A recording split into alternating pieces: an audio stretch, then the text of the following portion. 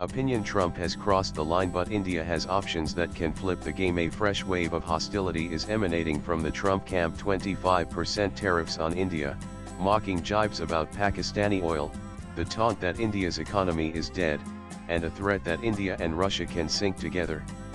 This messaging signals a deeper frustration within the Trump team over India's refusal to bend. Trump's tariff attack reeks of sour grapes. India has proven to be a tough negotiator, clear in its red lines and unwilling to compromise on core interests.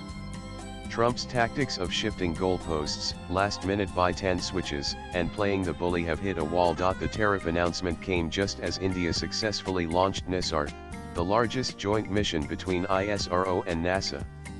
Instead of celebrating a milestone in India-US cooperation, Trump responded with a blistering blow. The move was not without precedent. Similar tactics were used with Japan and the EU.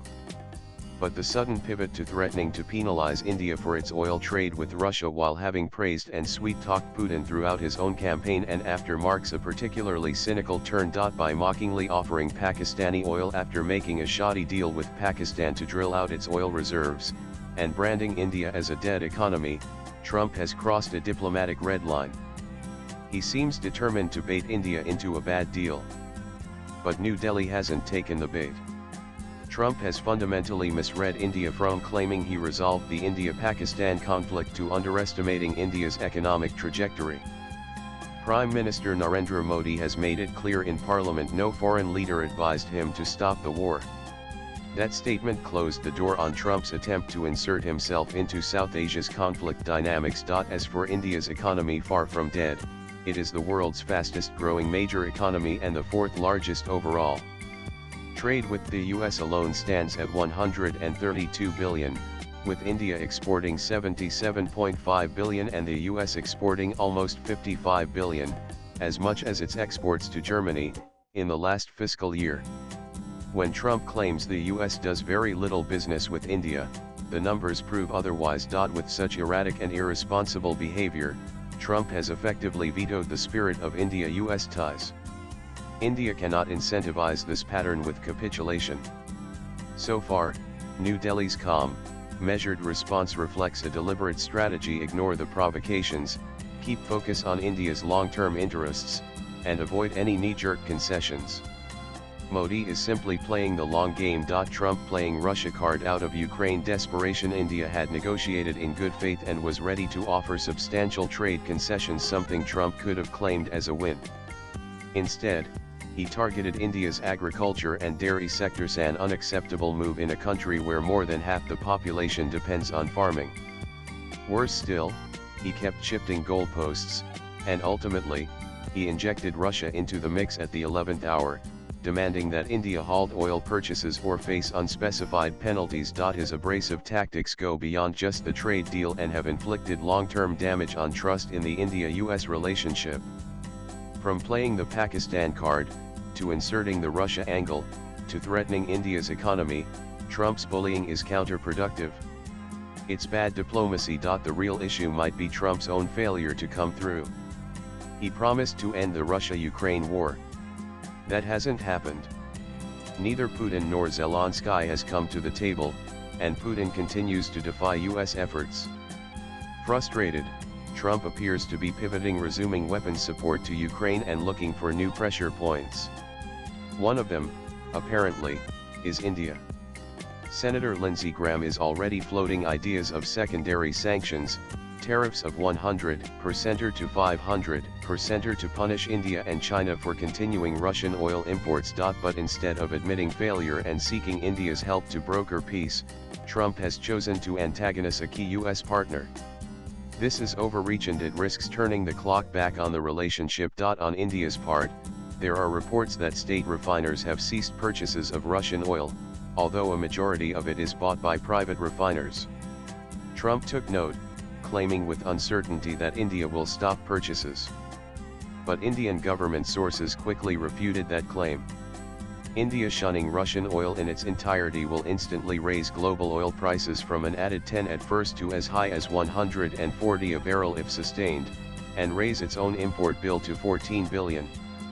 No one wants that, including Trump, who may be going for optics to push forth with a trade deal. India's options can flip the game. Although retaliation is not being considered mid-negotiation, India has a broad spectrum of options should tensions escalate. On trade, retaliatory tariffs, especially on steel and aluminium, remain firmly on the table.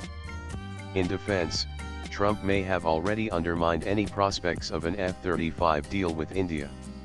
Reports say India has already communicated that it is not interested in buying F-35s, especially given that technology transfer and co-production is not on the table.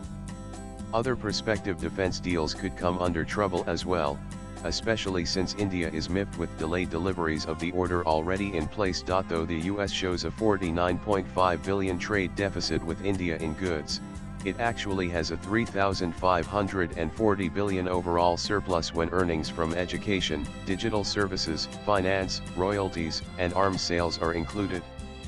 Trump's view is distorted.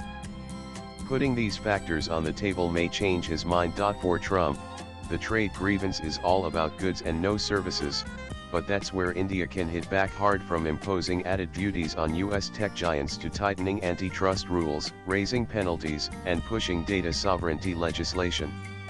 Education could also become a powerful lever. India is one of the largest spenders on costly American higher education. Redirecting this investment, either by retaining talent and capital within the country or shifting focus to nations that respect Indian interests, would serve India's long-term strategic goals. India can also infuse new energy into PLI schemes, sweetening the industrial subsidies even more. Geopolitically, signals are already emerging: the revival of RIC, Russia-India-China, the strengthening of BRICS, and a more assertive India in the Indo-Pacific. If the current trajectory continues, the Quad may face an untimely and bitter end. While US support has proved transient, the Chinese threat is permanent. India can work with partners like Japan, Australia, Indonesia, and the Philippines without being drawn into a zero-sum great power rivalry. These options go far into the future. Negotiating with Trump from Japan to the EU, the pattern of Trump's trade deals is clear: verbal promises, inflated headline numbers, one-sided tariff concessions, and a generous ego boost for Trump, but no signatures, no binding commitments, no deadlines, and plenty of loopholes. These deals serve dual purposes.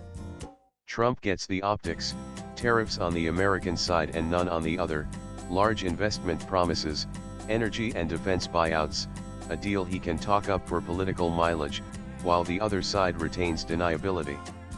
If Trump quotes these verbal agreements, it becomes politically expensive for his counterpart. But the other side still walks away with lowered tariffs, market stability, and enough ambiguity to keep negotiating behind the scenes. In this context, India has been facing a strategic choice. Is it worth entering into an agreement in principle laced with promises and optical wins for Trump, buying time, securing lower tariffs, and continuing talks in the background, or should India push for a more formal, legally binding agreement, one that Trump can't arbitrarily tear up later, but which may be harder to land now? It's become increasingly clear that India will follow the former. If the president ultimately climbs down, which is likely given his pattern and style, the 25% rate may be lowered. Swipe left for next video. The core realization across capitals is that, for Trump, tariffs are not just a negotiating tool, they are the goal. He wants tariffs for domestic reasons to boost revenue, cut trade deficits, bankroll future tax breaks, and revive American industries. His administration openly celebrates tariff collections, viewing them as a cash windfall for the Treasury. An amount of $150 billion has already been collected. Japan and the EU may have reached their limits. But India, less reliant on exports, has been more patient for now. And perhaps that is why Trump has been using larger geopolitical threats and putting strategic pillars of India-US ties at risk. The latest salvos make negotiation tougher. While there's still time for the US president to recalibrate and repair the damage, the mistrust he has seeded will linger well beyond any short-term agreement. Latest blogs.